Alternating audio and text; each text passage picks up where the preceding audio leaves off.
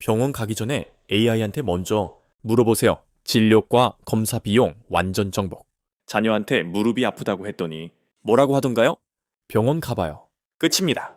어느 과를 가야 하는지, 동네 병원으로 되는지, 큰 병원을 가야 하는지, 특진을 받아야 하는지, 검사는 뭘 받아야 하는지, 비용은 얼마나 준비해야 하는지 아무도 안 알려줍니다. 막상 병원에 갔더니 의사가 이렇게 말합니다. MRI 한번 찍어보시죠. 얼마냐고 물어보기도 눈치 보이고, 꼭 찍어야 하는지도 모르겠고, 그냥 네 하고 찍습니다. 나중에 청구서 보고 깜짝 놀랍니다. 80만 원입니다. 그런데 알고 보면 8만 원에 찍을 수 있었습니다. 급여 적용만 받았어도요. 오늘 이 차이 AI가 미리 다 알려드립니다. 비용 0원입니다. 안녕하세요. AI 실전 교실입니다. 오늘 딱 7분입니다. 이 7분이면 병원 가기 전 준비를 완벽하게 끝낼 수 있습니다. 비결은 지난 시간과 똑같습니다. 3단 질문법입니다. 역할을 줍니다. 내 상황을 설명합니다. 형식을 잡아줍니다. 오늘은 시니어분들이 병원에서 가장 많이 당하는 상황을 다룹니다. 무릎이 아파서 갔습니다.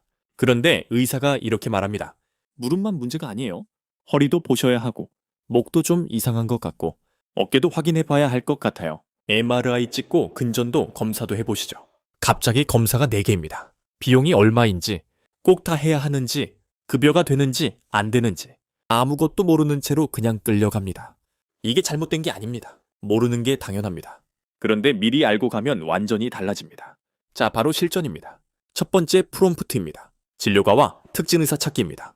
무릎이 3개월째 아픕니다. 계단 내려갈 때 특히 심하고, 오른쪽 팔도 저리고, 목도 뻣뻣합니다. AI한테 이렇게 물어보세요. 너는 지금부터 환자 안내 전문 의료 코디네이터야. 나는 70세 여성이고 3개월째 오른쪽 무릎이 아파. 계단 내려갈 때 특히 심하고, 오른팔도 저리고 목도 뻣뻣해. 첫째, 어느 진료과를 먼저 가야 하는지, 둘째, 동네 병원으로 충분한지 대학병원을 가야 하는지, 셋째, 특진과 일반 진료 차이가 뭔지, 넷째, 무릎 척추 전문 특진 의사를 찾는 방법이 뭔지, 다섯째, 초진 때 의사한테 꼭 말해야 할 것이 뭔지 순서대로 알려줘. AI가 뭐라고 답할까요? 첫째, 진료과입니다. 무릎 통증에 팔 저림, 목 뻣뻣함이 함께 오면 정형외과가 먼저입니다. 팔 저림은 목 디스크에서 오는 경우가 많기 때문에 정형외과에서 한꺼번에 볼 수 있습니다. 둘째, 동네 병원 먼저 가세요. 엑스레이 찍고 소견서 받은 다음 필요하면 대학병원으로 가는 게 순서입니다. 처음부터 대학병원 가면 대기만 몇 시간, 정작 진료는 3분입니다. 셋째, 특진은 교수급 의사한테 진료받는 겁니다. 진료비가 일반 진료보다 2배에서 3배 더 나옵니다. 처음엔 일반 진료로 충분합니다. 수술이 필요하거나 복잡한 상황일 때 특진을 고려하세요. 넷째, 특진 의사 찾는 방법입니다. 가고 싶은 병원 홈페이지에 들어가서 진료과, 의료진 검색을 누르면 됩니다. 서울아산병원 홈페이지에서 정형외과, 척추무릎 전문으로 검색하면 교수 이름, 전공 분야, 예약 방법이 다 나옵니다. AI한테 서울 무릎 척추 전문, 정형외과 교수 찾는 방법 알려줘라고 추가로 물어보면 병원별 검색 방법까지 안내해 줍니다. 다섯째, 초진 때 꼭 말해야 할 것입니다. 언제부터 아팠는지, 어떤 동작에서 심한지, 저림이나 열감이 있는지, 과거 부상 이력이 있는지, 이 4가지를 메모해서 가세요. AI한테 초진 메모 작성해줘 라고 하면 바로 써줍니다. 두 번째, 프롬프트입니다.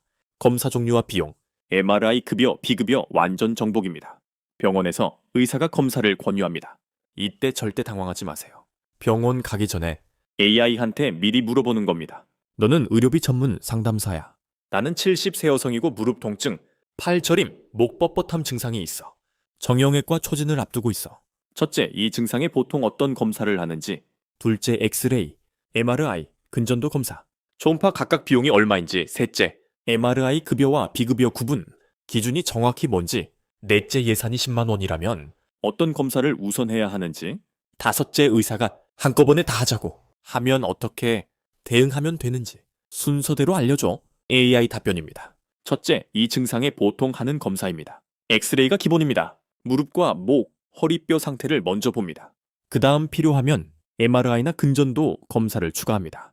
둘째, 비용입니다. 엑스레이는 부위당 1만 원에서 3만 원 선으로 건강보험 적용됩니다. 근전도 검사는 5만 원에서 15만 원 선으로 팔저림, 원인을 확인하는 검사입니다. 초음파는 5만 원에서 20만 원 선입니다. MRI는 급여냐, 비급여냐에 따라 8만 원과 80만 원으로 완전히 달라집니다. 셋째, MRI 급여 비급여 구분입니다.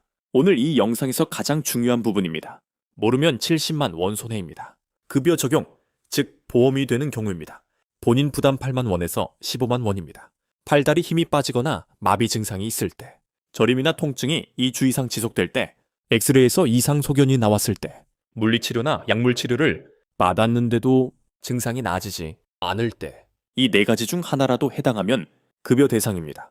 2025년 3월부터는 허리 디스크, 척추관 협착증, 무릎 어깨 퇴행성, 질환이 의심될 때도 보존적 치료 후 증상이 지속되면 건강보험이 적용됩니다. 기존의 40만 원에서 70만 원이던 비용이 8만 원에서 15만 원으로 줄었습니다. 비급여, 즉 보험이 안 되는 경우입니다. 전액 본인 부담으로 40만 원에서 80만 원입니다. 단순 근육통이거나 일시적 요통으로 보존적 치료로 나을 수 있는 경우, 건강검진 목적으로 찍는 경우, 환자가 먼저 요청하는 경우, 이럴 때는 급여가 안 됩니다. 실손보험도 건강검진 목적이면 적용이 안 됩니다.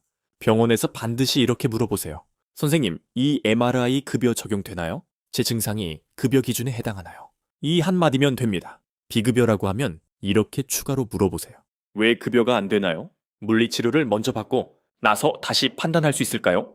물리치료나 약물치료를 2주에서 4주 받은 기록이 있으면 급여 전환이 가능한 경우가 있습니다. 이것도 AI한테 미리 물어보세요. MRI 급여 받으려면 보존적 치료를 얼마나 받아야 해? 진료 기록에 뭐가 남아 있어야 해? 실손보험도 챙기세요. 급여 MRI는 본인 부담금을 실손보험으로 추가 청구할 수 있습니다. AI한테 이렇게 물어보세요. MRI 찍고 나서 실손보험 청구하는 방법과 필요한 서류가 뭔지 알려줘. 넷째, 예산이 10만 원이라면 엑스레이 먼저입니다. 엑스레이 결과를 보고 나서 MRI가 필요한지 판단하는 게 순서입니다. 엑스레이에서 이상 소견이 나오면 그때 급여 조건을 갖추고 MRI를 찍는 겁니다. 다섯째, 의사가 한꺼번에 다 하자고 할 때 대응법입니다. 이렇게 말하세요.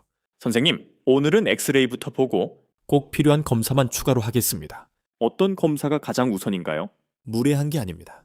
당연한 권리입니다. 세 번째 프롬프트입니다. 카톡 유튜브 가짜 건강정보 판별입니다. 카톡으로 이런 거 받아보신 적 있으시죠? 오줌 마시면 무릎 연골이 재생된다.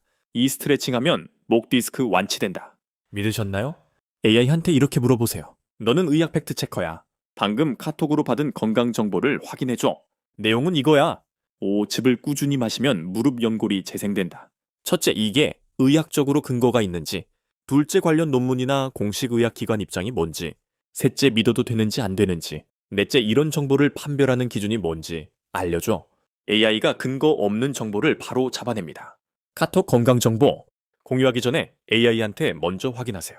가족한테 잘못된 정보 보내는 일 없도록요. 오늘 핵심 딱 3가지만 기억하세요. 첫째, 병원 가기 전 AI한테 진료과와 특진의사 찾는 법을 물어보세요. 둘째, MRI 찍기 전에 반드시 물어보세요. 선생님, 급여 적용되나요? 이 한마디가 70만 원을 지켜줍니다. 셋째, 카톡 유튜브 건강정보는 공유 전에 AI 팩트체크 먼저입니다. 한 가지만 당부드립니다. AI는 일반적인 의료 정보를 알려줍니다. 진단은 반드시 의사한테 받으세요. AI는 그 진료를 완벽하게 준비해주는 최고의 조수입니다. 오늘 쓴 프롬프트들 꼭 저장해두세요. AI 화면에서 질문 전체를 꾹 누르면 복사됩니다. 카카오톡 4개 보내기에 붙여넣기. 끝입니다. 이 영상이 도움이 됐다면 주변 분께 공유해주세요. 병원 앞에서 막막해하는 분들 주변에 정말 많습니다. 다음 강의에서는 약 처방받은 후 AI로 복용법과 부작용을 확인하는 법, 그리고 건강검진 결과지를 AI와 함께 읽는 법을 알려드립니다. AI 실전교실. 오늘도 함께 해주셔서 감사합니다.